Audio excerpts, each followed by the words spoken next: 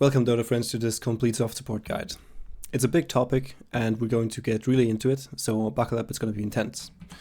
We're going to talk about the basic job so that you get a general idea, and then we're going to go in depth into the gameplay in laning, mid game and late game.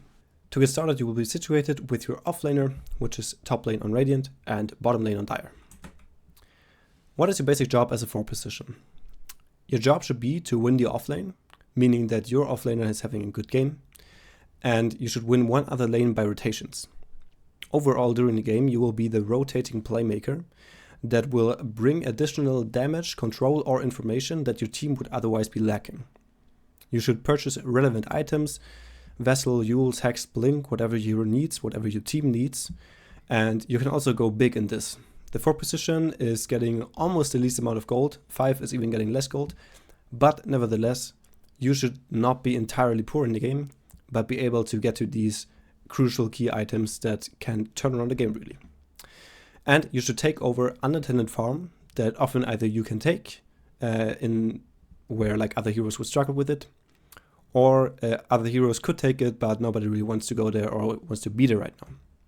So you are a hero that is, and should be a player that is very versatile in moving around the map, being aware of ganks that's happening, being able to TP to somewhere, always being on the move between looking for free waves to farm and for kill opportunities or defensive plays.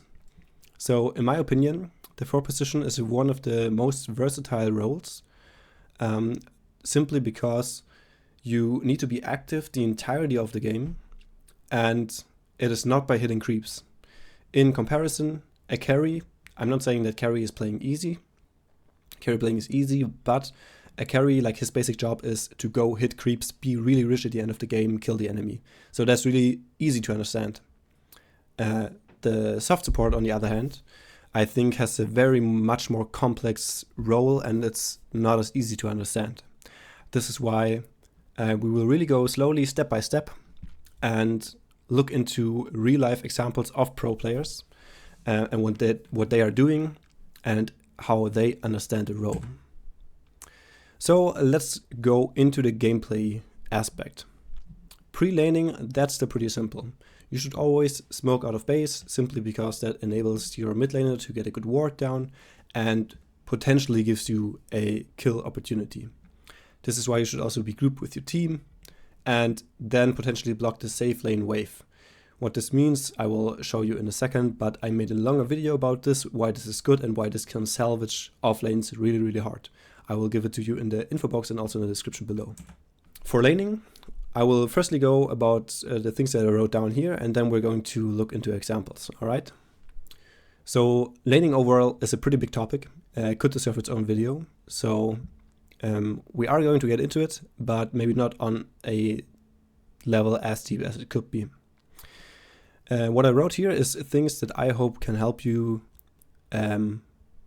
like every single game, potentially. And it's like very abstract, which is why I think it's important to look into examples later. Okay, so block the small camp. This simply means that like the enemy camp where he wants to pull, you should be blocking.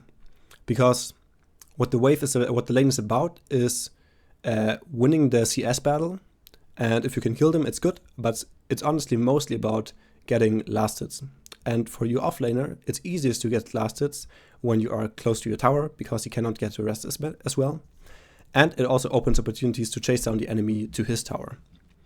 Which is why you should also pull the big camp, meaning that your wave is going to be pulled back and you can play more freely in your own area, like of the lane.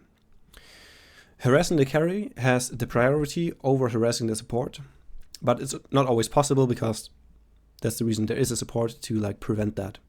And if it's not carry, it's totally fine if you like are in a 1v1 battle with the support, because that means that your offlaner has to contend like with the enemy carry, but not with the support as well. Now when your lane is going really good, then you should go leave. This is what I talked about earlier, you being a very rotation heavy role means that when your offlaner is doing well and doesn't necessarily need any help, then you should use this opportunity to go somewhere else and be productive, either by stacking something, by getting a ward down, by walking to mid lane rune, or just straight up look for a kill somewhere else. When the lane is bad though, then it makes sense to stay, to help out your offlaner wherever you can, to like salvage how bad the lane is going. There's an aspect of wave dragging. I will not go into full detail about this, but wave dragging is where you walk behind the enemy tower, take the wave with you, and make it connect with your own wave between your towers, which is giving your offlaner a good opportunity to deny an entire wave and farm an entire wave. This can be especially important when you know you're going to lose the lane because it's really hard. But even in winning lanes, this can still be very well done. Maybe it's needed to communicate with the offlaner what exactly you're doing. But we will see this in an example as well. And finally, don't watch your offlane lasted. This is like a mindset that I want to bring to you, because even in my pubs, 6.5k, not the highest, but like most of the supports that I'm playing with are like main 4 positions. And even they often like are just standing around me while I can like freely last it. When the wave is close to my tower, like I'm the offlaner, the enemy cannot contest. I just want to last it this wave and deny my wave at the same time. And you should be doing something else. You should be getting useful anywhere else. Your laning is pretty sacrificial, and then later you will focus more on your own game. Okay, so this is the basic idea. You want to block the enemy camp, pull your camp, make sure the wave is in a good position for your offlaner, and then you want to fight with the enemy support, or even better, harass the carry. And then when you won the lane, basically, when you put it in a position where you know my offlane is good, then you go somewhere else, be aggressive somewhere else, put pressure somewhere else. This is the basic idea for laning. Let's now jump into an actual replay. We're going to watch Rue from Team Spirit in the Dream League 27 Finals Game 1. As you can see, at the start of the game, they are smoked up as a team and grouped. This is the basic that we talked about earlier. We're going to skip forward because they will not find a kill, but like they're looking around.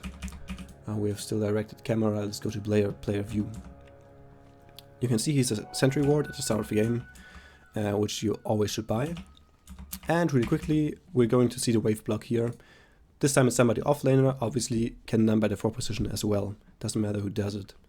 I'll explain it really quickly. What you do is you block this wave. My wave is gonna run under tower here, die really quickly, so the enemy wave will come to me and then be situated in front of my tower, which is what I wanna do. But let's focus now on what's happening. We blocked the enemy small camp, as we talked about. We placed the ward in this box here, okay? You can see it by pressing Alt.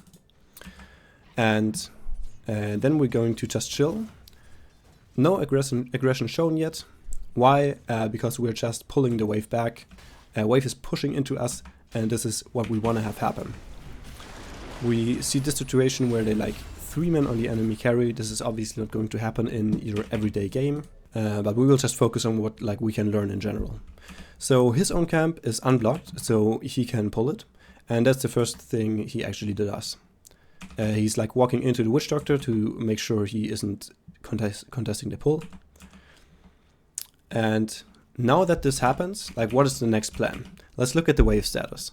Our wave is running like as a big wave close to our tower, which means that this guy just wants to last it. There's no need, let me pause real quick. There's no need for Tide to fight right now into this big creep wave.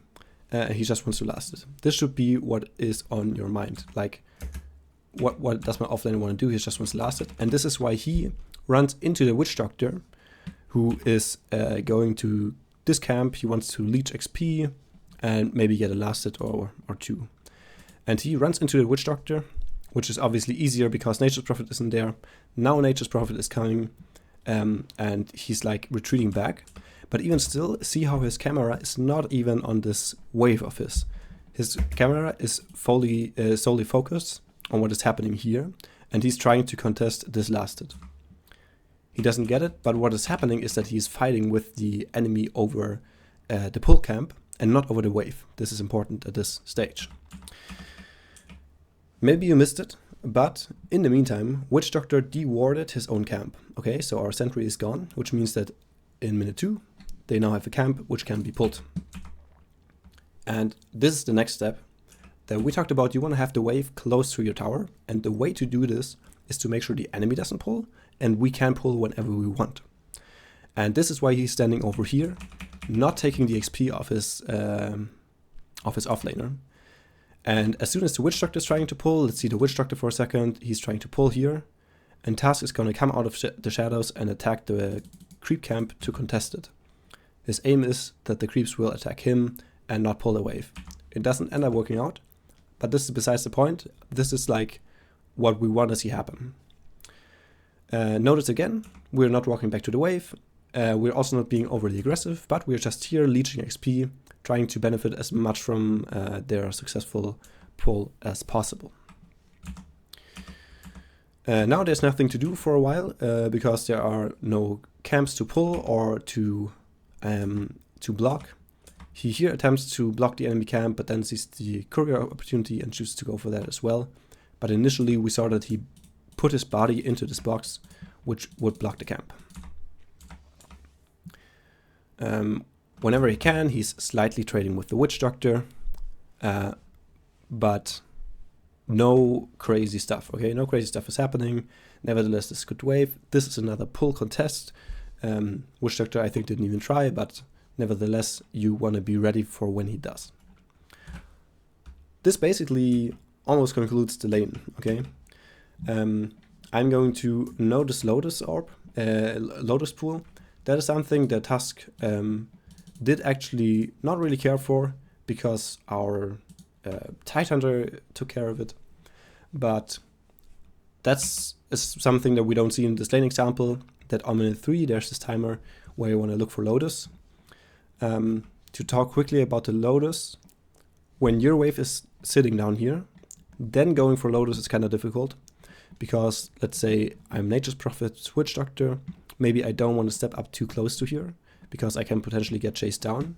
But if the Tidehunter is here and the Tusk is here, then maybe I'm willing to fight S2 into the Tusk and you can get punished. So it is sometimes easier to think about the 3-minute Lotus and then be like, okay, let's push the wave in. So the wave is sitting right here, and then the scenario switches completely, right? And you can take the Lotus pretty freely. And then afterwards go for the next pull, reset the wave. It's a lot at the same time, but just something to consider about Lotus. We're going to skip a little bit, because we basically saw most of the lane. We get almost a kill opportunity here. Grabs a 4-minute rune at the same time. Notice how he also looks around the map. Okay, and this is where we're going to start talking about it again, because we're now going to see wave dragging.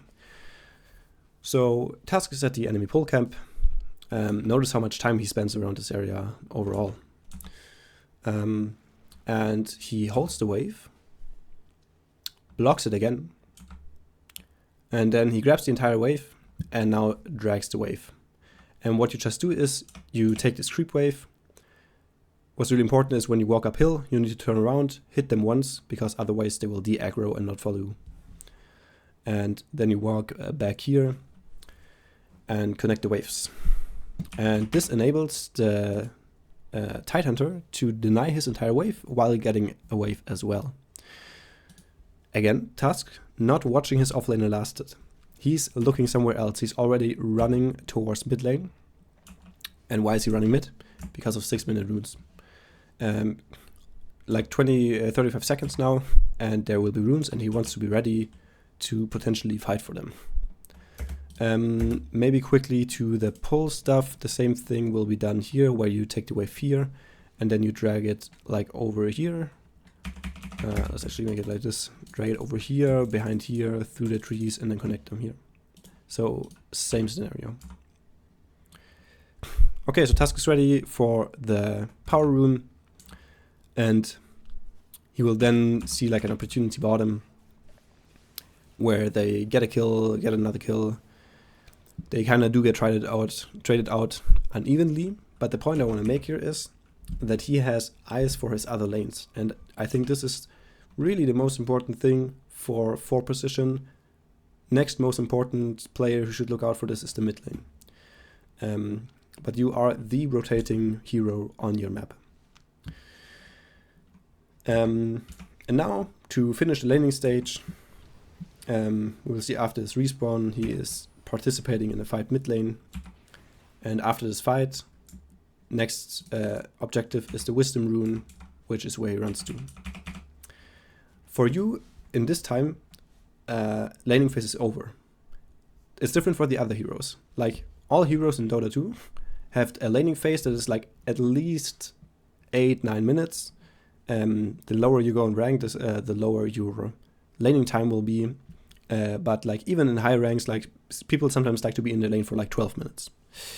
The only position this is not true for is the 4 position, in my opinion, because of the importance of your rotations. Let me re-summarize your game plan for laning stage. Your game plan is to take the enemy wave and place it around here so that your offlaner can free farm the wave. I need to free my camera here for a second. So that the offlaner can farm the wave, where in the meantime you want to be productive anywhere else, and there are many things to do, as we saw. There is this camp to fight for. Either you need to make sure that you unblock it again, or that you deny the enemy hero from pulling. This is, by the way, let me emphasize this really, because like people on my level don't understand this. When you pull the wave with this camp, and let's say we are the witch doctor, okay? Let's think about the witch doctor. I'm witch doctor, right? 5 position, and we see this happening and this happening. So this guy has a wave, and he has a wave running into him. And what I, as the witch doctor, want to do is fix this by pulling here, okay? And this is, by the way, what's going to happen basically every single time that you go for a pull. When I pull, my wave is in a good position, and the enemy wants to fix this. And my way to prevent this is to run into them and fight for this, you can't see me gesturing, fight for this camp. And this is like really basic, and a motion that you can literally do with every single pull. You pull, and then for the next pull timing of the enemy, you want to walk into them. Pull timings are, by the way, almost the same time. It's around 15 seconds and 45 seconds. It's like a little different, but it doesn't really matter. So when I pull at 15, I'm going to be here at 45. When I pull at 45, I'm going to be here at 15, okay? And like this, you can do this every single time. And if this guy is not here and not pulling, totally fine. I don't think that you wasted your time, because you need to be ready to contest this. Like, this is your job during the lane. When putting the lane in a good position, you should be always looking around what is happening on the map and where potential kill opportunities or save opportunities arise. And then the first fixed timer where you need to leave your lane is minute 6 rune. There are like exceptions, okay, to everything. There are no rules in Dota. Everything has an exception. But I don't think you're going to make a mistake if for the next 100 games, in minute like 5:45, you are standing here, or like anywhere around the rune. Little bit to that, we actually saw him do it, is that you can stack here before you go. I'm pretty sure he did that. Let's see. He died, so he did not do it. Oh, he kind of did it actually. Hold up. I think. No, he did not. He wasn't there in time to make a stack.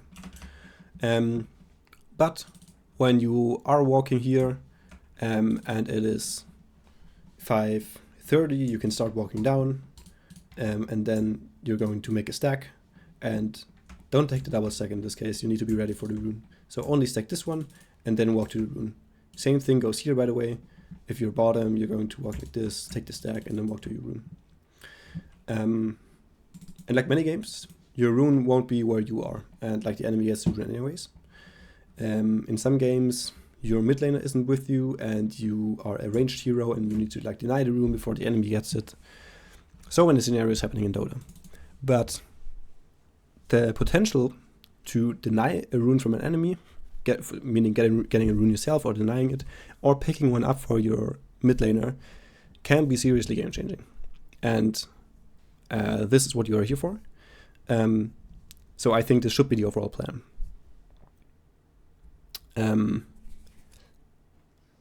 So play the lane for 5 minutes, like 30 seconds, and that's your pointer to make a move, which is going to the rune.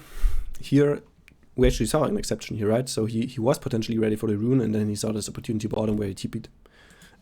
This happens. And then afterwards, 6 minutes, next timer already is 7 minutes, and for 7 minutes you need to be ready for wisdom. There are some situations where you might be bottom for this timing, and then you can contest the enemy wisdom. But either of these two things should happen. Either you go your own wisdom or your enemy wisdom.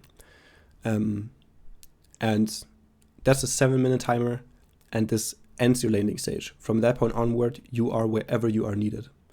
And this is what makes 4 position so difficult, because like every single game is going to be different where you need to be, and it's not as clear cut. For a carry, there's like some farm patterns are better than others, and this changes like in games as well. Some places you should be, some places you shouldn't be as a carry. But in general, if you like hit creeps as a carry, wherever you do it, it might not be ideal, but it's always good. And I think as a 4 position, you can be at places where it's just strictly bad, but it's different every game, which is what I think makes this position difficult to play, but also one of the most interesting. Definitely one of the most interesting I really enjoy playing for. Maybe one last note. We did not see the task trade a lot with the Nature's Prophet. He was like standing on the outskirts. There are other games where this is different, depending also on your hero. Melee supports often have a difficult time like being trading a lot. This is like Tusk and Earthshaker, Nyx Assassin, heroes like that. It's easier for a hero like Shadow Demon, Willow, ranged like Wind Ranger, ranged 4 supports that want to be much more involved into like the actual place of the lane, hitting the enemy carry and stuff like that. For the melee heroes, it is often more important to focus on this pulling aspect, on this wave dragging aspect, playing against the enemy support, keeping him off your offlaner, and doing like some sneaky shit to get around in the lane. Whereas as a ranged support, feel free to really be on the lane and really lay into the enemy carry. Okay, that was laning. Let's return to my beautiful slides. This video is sponsored by me, myself, and I, and this is why I'm very thankful for you liking and subscribing. And also I do offer coaching, and you can see my offer here. If you're interested, reach out to me on Discord, which is listed below. We can talk about when time would be good for you, and we'll figure something out. Thanks for watching. So I lost my voice while recording, so different setting. Let's keep going. In the mid game, I already talked about how things can be a little confusing because you don't have a clear-cut plan of just farming or just fighting, and it is very versatile as a 4 position. So I tried to compile some bullet points that should help you orient yourself in the game. We're going to firstly go over this theoretical stuff and then again look into the replay we just saw already and see some of it in action. Farm fight motion. What I mean by that is that you as a 4 position have the responsibility to acquire some key items for your team, which is already a point I listed at the bottom here. But in order to do so, you obviously need to farm. But also, at this point in the game, meaning between minutes like 7 and 20, you will probably be one of the most useful fighting heroes. And you should be ready and available to help your teammates or to enable them. And in order to do so, you should think of it in a pattern and a motion, which is moving between the 2 items, farming and fighting. That means that you will always be looking for places where there's unoccupied farm, a wave that isn't farmed by a core hero, or a small jungle camp that you can take depending on what hero you are. Running to a wave, then pushing it out will be the basic form of this. And after one push, you will retreat back to your team. And this can mean that you will fight, but sometimes you will just walk to your team, nothing happens, and then walk back to the wave. So a classic scenario would be the mid lane wave, which is probably one of the most contested waves, and whoever can push it out better has a very good chance of leading in gold lead. So this can be your responsibility, because also the mid lane is often very dangerous to farm. So what you can do is you push one mid wave and then go to your team. Then the enemy will push this wave back into you, and when it is close to your tower, then you will push it again. We will see a similar thing in the replay in just a second. So the farm fight motion is basically an alternated pattern of the farm fight ratio, which I talked about for core players, especially for offlane players in this video above. Secondly, orient towards your playmaker. This is something that you should start thinking about in the beginning of the game. Who is going to be my playmaker? And who is the hero that enables me and that I enable in turn as well? A very easy way to think about this is that you need two things to kill a hero. Firstly, damage, and secondly, control. If you don't have a damage, you obviously don't kill them. If you don't have control, they will just run away. And now think about, what does your hero do? Do you control or do you deal damage? Or are you a hybrid? And then which other hero is complementing this? Let's say you're a Skywrath mage. You deal almost exclusively damage and very little control. So you will need somebody to set up a kill for you. This could be Legion Commander, this could be maybe a Mars with Arena, this could be a mid laner with control, maybe somebody like Invoker, maybe somebody like Earthshaker. Let's turn it around and say that you are a Tusk. As a Tusk, you don't have that much damage. Maybe you have some damage with your ultimate punch, but in general, you are about closing the gap, getting into a hero, stunning them, putting them in an ice shard, slowing them down. So you are a lot about control. So what you need is a hero like Queen of Pain that can dish out huge amounts of damage in a very short time. Or you maybe need a hero like Bristleback or Clinks to add the damage that you don't have. So think about this at the start of the game, and then also throughout the game, this might change. For example, a Slara at the start of the game will just want to farm his Blink, and then later be able to fight with you. And in that timeline, maybe you would rather fight with your mid lane Void Spirit, who is very agile already. But then later this might shift, and Slaughter will be the more important hero. So orient towards your playmaker, because they will make sure that kills can happen, and consider how they change throughout the game. Thirdly, shove waves. This is especially important for positions that can do that very well. Examples could be Hoodwink, Caudle, even Earthshaker with his Fissure. And shoving waves is, on the base level, the best thing you can do in Dota. There's very little that is more helpful and impactful than just shoving waves, and it's pretty simple, but very underrated, especially in the lower MMR brackets. So I highly suggest to you to put this on your priority as the 4th position. This will also help you with acquiring key items. Then you do also have the basic supporting responsibilities like warding and stacking, and this you should do whenever you can. Where to ward depends on your mode. If you are in aggressive mode, you want to make sure to place wards really deep down to find the enemies, and if you're in defensive ward, you want to place more defensive wards. Finally, acquire key items. I already mentioned this now a couple of times, but what this means is that you will not be poor in the end of the game if you play it correctly, and there might be an item that your team needs and wants, but no other hero is really capable or willing to buy it, like Yule, Sax, stuff like this. But this is already reaching into the late game actually. Let's now look at the replay example, starting where we left off with Tuskru, who is at 7 minutes taking the Wisdom Shrine. Again, this is the point in the game where for you the laning stage is over, and you should consider where to go next. Now, who is your playmaker in this game? Honestly, it's not that easy to say. Tidehunter is in farming mode. He didn't actually level Ravage. Even if he ravages, like what is the follow-up damage? Warlock is just a 5 position who can drop 1 golem but not really much more. And Phantom Assassin also as the carry in absolute farm mode. Then there is Invoker, who can be agile at the start of the game, but we can see that he just got his Hand of Midas, so all the team is in farm mode right now. And this means that you are now not in a position to look for a playmaker that helps you get kills, but you just need to walk where you are needed most and where you can support your team. We need to now think who is most vulnerable in our team and who will they jump. Now we see this Saxon movement here and we see these two heroes mid, so we are walking mid to help the Invoker, but also because Tidehunter is just fine by himself. This is often true for offlaners, that offlaners can be fine by themselves. And this means that we walk away from our offlaner and towards our team.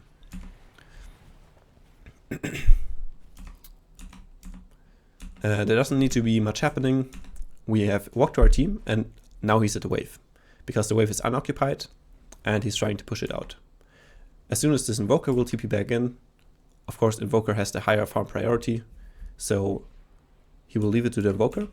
But we saw him now sit at a wave and then connect to his team on the bottom lane. This is already an example of the farm fight motion. Here we see that he's just sitting behind this Phantom Assassin. They're looking for an opportunity. We don't really care about this fight or what's happening. We care about the fact that he's actually here and not anywhere else. I will tell you right now that this would be entirely different if there was a very aggressive and active offlaner here. Maybe if you have like a rich Beastmaster who wants to take down a tower, or a Bristleback who wants to play in somebody's face, or somebody with killing and tower damage threat, then maybe he will be playing with this offlaner up here. Up here, right? But in this scenario, he's just playing around his team. We are sitting at a wave with our team, and we're not quite at the stage yet where people want to jungle that much, which is why there aren't that many free waves. But again, we connect to bottom on Yatoro. Now here we have an uncontested wave after the pause on bottom, so he takes care of the wave. Notice, by the way, how he has an Observer Ward in stack, and he dewarded mid lane early as well. This is Rue's ward, so he does make sure to stay on top of the warding game. So he's been at the wave, and he stays connected to his team and to the mission. And the mission right now is to babysit, because there isn't really much else to do. As I said, this would be different if we had a hero that can actually go and kill, but right now it's just not the case. Makes pretty clear what he's supposed to do. So we keep sitting with the team because there are no free waves anyway. And like, this is not fancy, he's not doing much. I want to see how he's going to walk mid lane though, which will happen right now. They make a team move, the team move kind of fails.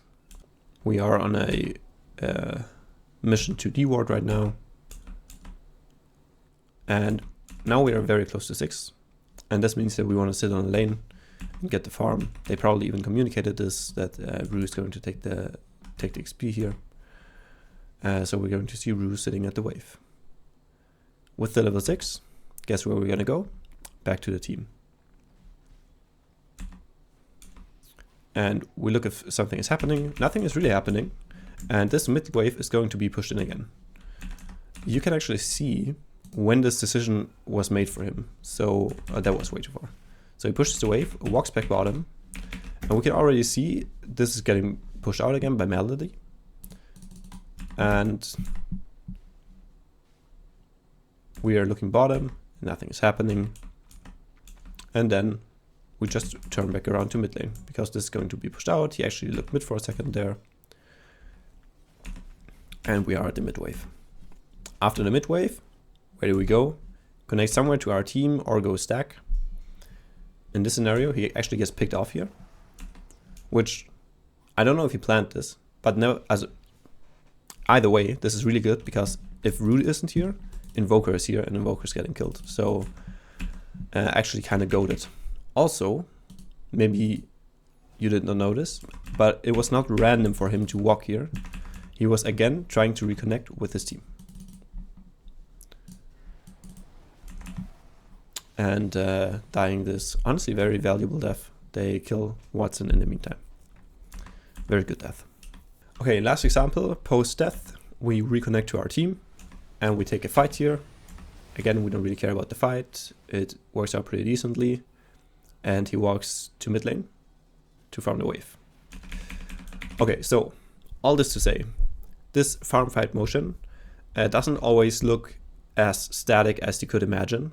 We can see that he sometimes spends a lot of time just standing with his team and apparently not really doing anything. But it is about being at the right place at the right time and being ready to go when you should be available. And then also not neglecting your farm as the 4 position. We can see that he's queuing Blink Dagger. Blink Dagger, pretty big item, but he is a BKB piercing stun initiation, and this will come in handy very much against backlining supports, against BKB building cores. Eventually, I would imagine that Watson also has a BKB. So his Blink will be the main source of initiation, together with the Tide. Honestly, this is so beautiful. He's mid lane again. I would assume that eventually he will reconnect with the team. Sticking to mid for now, actually. He seems to think that his team is pretty safe. Oh, and also he wants to get his Blink Dagger. So I'm also learning here, but he prioritized his farm for a while to get the Blink Dagger and is now ready to go with the Blink Dagger, now connecting to his team and now ready to fight. Finally, late game. Some of these things are very closely connected to what you should do in any given role, but as a 4 position specifically, you need to make team-based movements. There are some exceptions if you are a 4 position that has extremely good wave push like a Caudle, or by Boots of Travels, maybe as a Bad Rider 4 position could happen. Then it might be your responsibility to be on the outskirts of the map and go push waves. Especially in a game where you are behind and you are able to push waves, it's really good to just push out the side waves while being hidden in the trees, so the enemy constantly needs to respond. But in general, your movement should be team-based, and you shouldn't go on solo missions, solo warding, but instead think about who do I want to walk with, and then walk with them, looking for opportunities. This is often true for other roles as well, but since you will, and this is the next point, be avoiding being the point of contact for the most part, this means that you can't go alone, because if you are caught alone, then you just die. And if you are in the team and they go on whoever you're with first, and then you can do your thing, it's very often going to turn out pretty good. Avoid being the point of contact. Why? Because most 4 position heroes are kind of killable at this stage of the game. Not only are they killable, but they are also heroes that want to follow up or do a second initiation. If they go me as a Earthshaker first, it's pretty sad because I will either die or I will not get off a good Echo Slam. Same is true for Enigma, and same is true for all the other squishy supports. There might be exceptions when you are really tanky, maybe you had a good game and you are far ahead and you are like undying with the Heart of Duras, but this is not what's going to happen usually. So be with your team, not being the first one to be initiated on, avoid the solo missions on your support existence. And now think about what is your thing. What is the thing that you want to do? For Earthshaker, who I just mentioned, it would, for example, be I want to get a good Echo Slam. And this obviously means that you need a Blink, but then you need to consider how else you can enable your chances to get an Echo Slam. And this will differ from game to game, and there is no shortcut to learning this. And I would say like even the very good players are learning daily on this basis.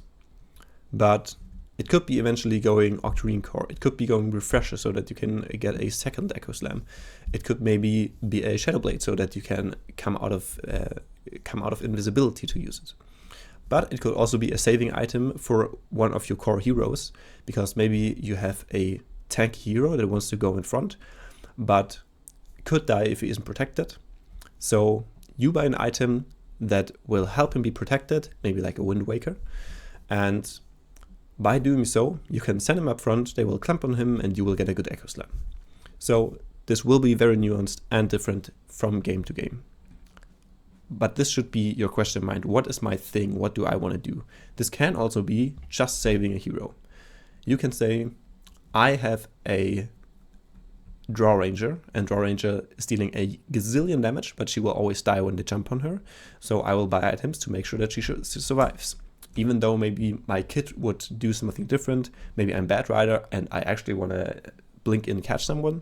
But right now it seems to be more important to make sure that Drow is alive, so I will buy Glimmer Cape, Wind Waker, and 4 stuff. By going big, I mean that you shouldn't lowball your expectations. Games are pretty long in Dota, they are like 40-50 minutes, and as I already talked about, if you play your mid-game well, you will have some amount of farm, and shouldn't shy away of buying like bigger items like Hex, Wind Waker. Maybe a final note, in the late game, things become very complicated and very confusing in Dota and very chaotic. And this is also where different roles seem to matter less. And it is more about how to play the late game overall. And this would be a topic for its own. But what you should keep in mind is the team-based movement and then playing around objectives. Like not just walking anywhere, but objectives are especially Roshan at this point in the game. And then pushing waves and fighting for outposts. And I don't know, not running randomly around in the map, getting caught in the enemy jungle for no reason. Quickly jumping into our example, as we saw before. This isn't like late game, but it is late game territory. And we can see the task is solely doing team-based movements. He is connected to a bot on his Invoker to get a kill. Now he's working with Tide and Warlock. They all connect to their Invoker yet again. When it is passive and farming mode, which we can see like PA farming here, Invoker farming all the way back, he's also passive. He's making sure to push out the waves, showing really shortly. Like he uses all of his possible abilities to clean this wave as quick as possible, not even taking the last hits. That's not what it's about at this stage of the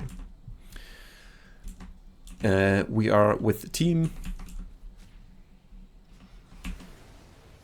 And we call and die, but that's the idea. We buy back to the team. Yatoro gets an ultra kill. And we go for objectives, meaning we get a tower, we get all the farm, we get ideally Tormentor. Yeah, it's going to be up in a second here. And then Roche in 1.5 minutes. That maybe was a little quick here, but we see the general idea. Oh my goodness, did we see that? Look how juicy. Alright, but this is off topic. My bad. That's it, guys. That's the soft support guide. I will do a quick summary. Laning for you is about fighting for pull camps and making sure that the laning equilibrium is good for your offlaner. Please don't watch your offlaner last hit. Be useful when there's nothing to do. There's always something to do. Rotations start at 6-minute rune at the latest. So you should be there for the 6-minute rune into wisdom rune and then rotating. You should connect to your playmaker and farm the leftovers, meaning wherever there is farm that is unattended, that's your job. Finally, finish crucial items that play into your game plan, so that help you out doing the job that you want to do initially and eventually. That's it, guys. There are already 2 more role guides for offlane and for hard support. Feel free to check them out and subscribe for more content like this. See you in the future.